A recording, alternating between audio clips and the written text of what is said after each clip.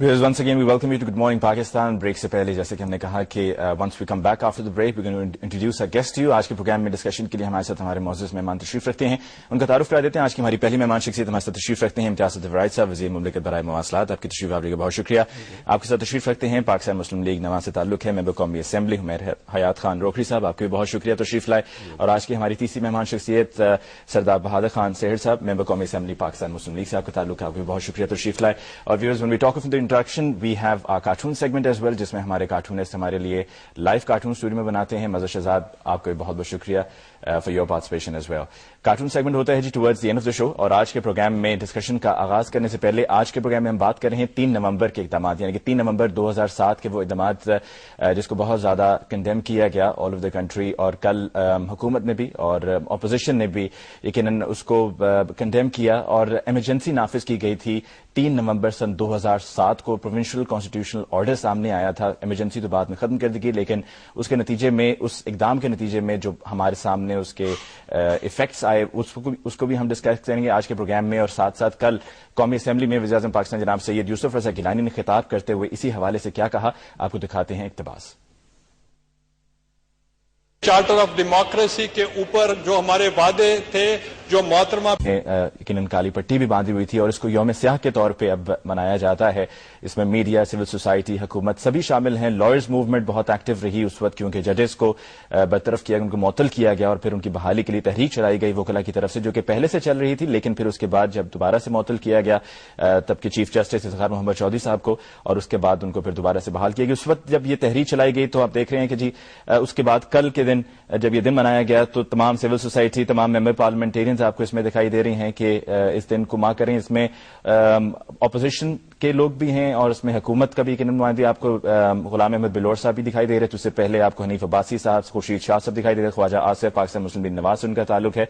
और तमाम पार्लियामेंटेरियंस ने, जावेद हाशमी साहब भी आपको अपनी टेलीविजन स्क्रीन पर दिखाई दिए, तमाम पार्लियामेंटेरियंस ने इस दिन को कंडेम करते हुए एज ब्लैक डे यकीनन खिताब किया. और यकीनन इस दिन को अब हर साल इसी तरीके से कंडेम किया जाता है because it brought up the emergency की वजह से जो कॉन्स्टिट्यूशन है वो उसको साइडलाइन किया गया और प्रोविजनल कॉन्स्टिट्यूशन ऑर्डर जो है वो सामने. इम्तियाज साहब, 3 नवंबर के तब के इक़दाम, उस वक्त पाकिस्तान पीपल्स पार्टी की भी हुकूमत नहीं थी और न ही पाकिस्तान मुस्लिम लीग नवाज की हुकूमत थी. और देखें जी, मैं इस बात से एग्री नहीं करता कि ये इमरजेंसी थी. इसको नाम इमरजेंसी का दिया गया. जब आप आइन के 4 कोनों से बाहर निकल जाएं, 4 कॉर्नर्स ऑफ द कॉन्स्टिट्यूशन, तो और बहैसियत आर्मी चीफ उन्होंने वो प्रोक्लेमेशन ऑफ इमरजेंसी जिसको कहा था उन्होंने वो नाफिज की थी. बेसिकली अपने डूबते हुए इक़्तिदार को सहारा देने के लिए, उसको एक्सटेंड करने के लिए दोबारा उस वक्त जो उन्होंने एज प्रेसिडेंट का इलेक्शन लड़ना चाह रहे थे वो, और ये अदलिया की तरफ से उस वक्त ये फैसला आया हुआ था कि ठीक है वो लड़ सकते हैं, लेकिन उनका जो रिजल्ट है that will be subject to decision of the court.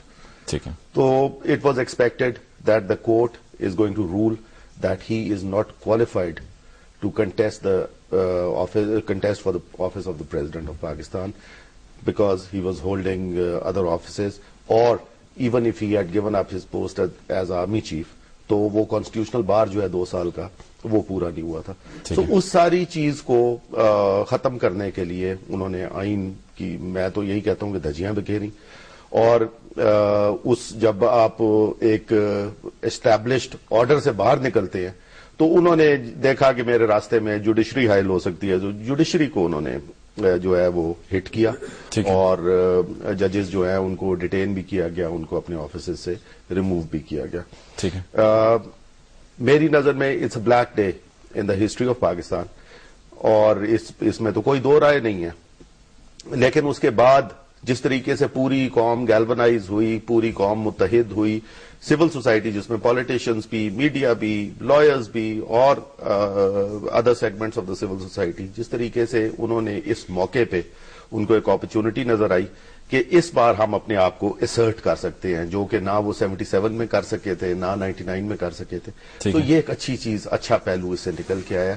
और मैं समझता हूं कि आइंदा आने वाले वक्त में भी अगर कोई इस तरह की अटेम्प्ट करेगा تو definitely was condemned from all circle. سردار بہادر خان صاحب یہ بتائیے گا اس وقت آپ کی حکومت تھی جب سابق صدر پرویز مشرف نے یہ انتہائی قدم اٹھایا اور ایمرجنسی نافذ کی گئی, پروویژنل کانسٹیٹیوشنل آرڈر سامنے آیا, تو اس وقت آپ کی پارٹی کی طرف سے کیا سابق صدر پرویز مشرف کی حمایت تھی, ہم سمجھیں اس کو کہ اس پہ خاموش جنرل ضیاء الحق کے مارشل لاء کی بات ہے, یا ایون جو ٹیک اوور تھا جنرل مشرف کا 12 اکتوبر کا, وہ 17ویں ترمیم کی شکل میں یا 8ویں ترمیم کی شکل میں اس کو کانسٹیٹیوشنل کور حاصل ہوا ہے.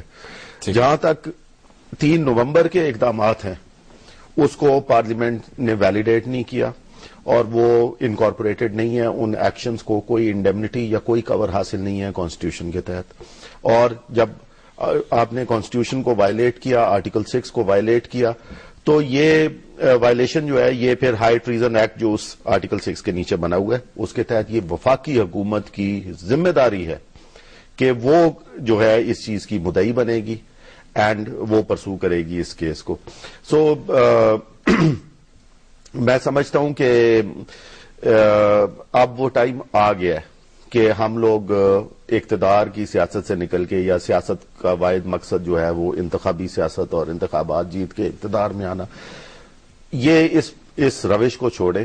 اور میری پارٹی اور میری قیادت میاں محمد نواز شریف, انہوں نے برملا کئی دفعہ کہا ہے کہ ہم اقتدار کی سیاست نہیں کر رہے, ہم اب اصول پرستی کی سیاست کر رہے ہیں. 10 سال انہوں نے بھی بہت ریفلیکٹ کیا ہے, 8 سال جلا وطنی کاٹی ہے, اور یہ ان کا کلیئر کٹ سٹانس ہے کہ اب ہم پاکستان کی سیاست کو ایک صحیح روش پہ, ایک صحیح ڈائریکشن میں لے کے جانا چاہتے ہیں. اور اسی کی خاطر محترمہ بے نظیر بھٹو صاحبہ کے ساتھ جو چارٹر آف ڈیموکریسی سائن کیا گیا تھا, اس کی امپلیمنٹیشن جو ہے وہ ہماری ڈیمانڈ ہے. ابھی آپ کلپ جو دکھا رہے تھے وزیر اعظم صاحب کی, انہوں نے بھی کہا کہ جی ہم اس کو امپلیمنٹ کریں گے. جو میں فیل کرتا ہوں وہ یہ ہے کہ جس طرح اکثر کہا جاتا ہے کہ بیوروکریسی کے جو معاملات ہیں وہ ریڈ ٹیپ کا شکار ہوتے ہیں, تو یہ جو implementation of charter of democracy ہے یہ بھی انفارچونیٹلی پولیٹیکل بیوروکریٹس تاخیر کے ہاتھے چڑھ گئی ہے. یہ بھی ذرا ہم امتیاز الرائے صاحب آپ سے جاننا چاہیں گے کہ چارٹر آف ڈیموکریسی مساق جمہوریت کی بات پرائم منسٹر صاحب نے بھی کل کی قومی اسمبلی میں, اس سے پہلے اپوزیشن بھی اس پہ, یعنی کہ پاکستان مسلم لیگ نواز کا بھی یہ کہنا ہے کہ اس کو امپلیمنٹ ہونا چاہیے. آئینی اصلاحات کمیٹی بھی بنا دی گئی ہے, لیکن اس میں تاخیر ہوتی چلی جا رہی ہے. کیا وجہ ہے کہ اگر دونوں پارٹیز اس پر متفق ہیں تو پھر تو اس کو امپلیمنٹ ہو جانا چاہیے؟ دیکھیے جی,